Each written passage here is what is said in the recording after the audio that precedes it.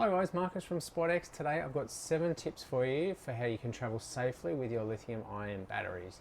Now, just a disclaimer up front, this is just general advice, and please make sure you check with your freight carrier, your airline or your manufacturer before you travel. Okay, so tip number 1 is get to know your battery.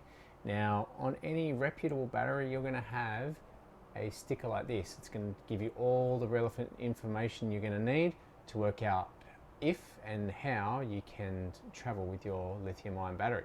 Tip number 2 is to check the flowchart, and by that I mean check this document here. This is the lithium battery guidance document, and it's going to give us all the relevant info we need on the types of batteries we can ship, the packaging, and also the labeling. And the most relevant page for us is the flowchart on page 7. This flowchart shows us a breakdown of how the different categories of batteries are shipped. So we've got batteries that are contained in equipment, loose batteries, and also batteries that are packed with equipment.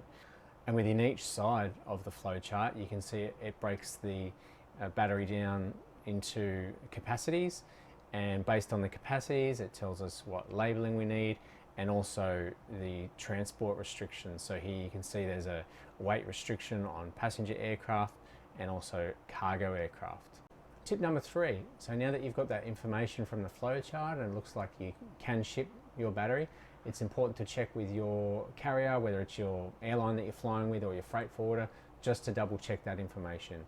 So in terms of airlines, it's fairly easy to find the information. You can go to their website, and their dangerous goods section will normally have specific information on lithium-ion batteries. You can see this is just pulled from the Qantas website. It's got a breakdown of the capacity of the batteries and whether you can take them as carry-on or checked baggage. But it's also really important to call your airline or your freight forwarder and just give them the information, be upfront, tell them what you want to ship, and make sure you talk to their dangerous goods specialist. They've got all the training and the knowledge to properly assess your shipment. Tip number 4 is get your paperwork sorted. So typically to ship your batteries you're going to need a declaration. You might need one for road, rail and sea. You may also need one for air, so that's a separate one, and again it's going to be asking you all the specifics of the batteries, which you know now because you've looked at the sticker on your battery. The other thing you can do is apply to the airline for a dangerous goods operator approval, and basically this gives you an exemption. In this case it allows me to carry up to 160 watt hour batteries and keep it in checked baggage, so I don't need to dismantle the equipment and put the batteries in carry-on. It's relatively easy to get. Just send off the battery information to the dangerous goods department of the airline and they'll issue the certificate.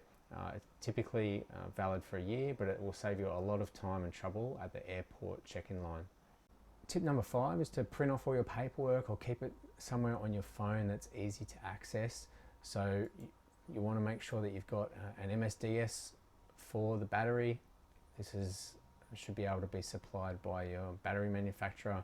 Make sure you keep your DG operator approval form if you've got one, keep that handy, and even a copy of the airline's own policy on batteries. That can be handy as well, keeping in mind that a lot of the people that you might be in contact with, like at the check-in desk, might not be fully versed on dangerous goods. Tip number 6 is to make it look professional. Make sure you got your labels correct and applied. Make sure your batteries are in a box that looks sturdy and it's going to make the length of the journey.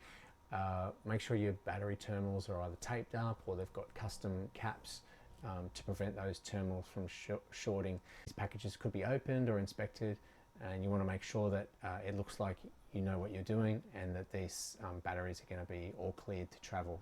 And tip number 7 is to have a plan B. Now, even though we've gone and we've done all these things, it's possible the batteries for whatever reason might be pulled off the shipment. We don't want to rock up to our job site without any power. So you want to make sure you look at other alternatives. So rather than flying with your batteries, maybe you send the gear up earlier on a cargo flight. Batteries have a much better chance going on a cargo flight than on a passenger flight. Maybe look at local suppliers. Can you get batteries locally?